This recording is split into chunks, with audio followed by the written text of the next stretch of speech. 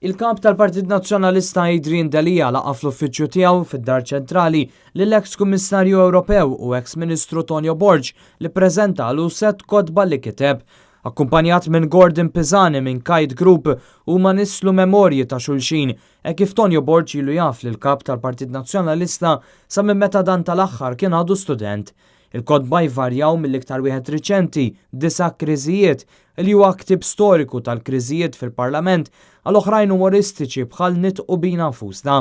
Adrian Delia nota li kotba bħal dawn jippreżentaw lill-politiku bħala uman lill-poplu u qal li pajjiżna għandu bżonn iktar kotba bħal dawn għaliex irresqu l-politika qrib il-poplu u jnaqsu t-tensjoni politika. Iddiskriva l-kitba ta' Tonio Borg bħala metodu ġenjali bistejjer reali li xi kultant nislu tbissima imma wkoll joffru spunt storiku u informazzjoni imprezzabbli. Dan fil-waqt li faħħar lil Borg, avukat, kittieb, politiku u studjus li fissru bħala xhieda ta' persuna li ma jieqaf qatt jagħti lis-soċjetà tagħna.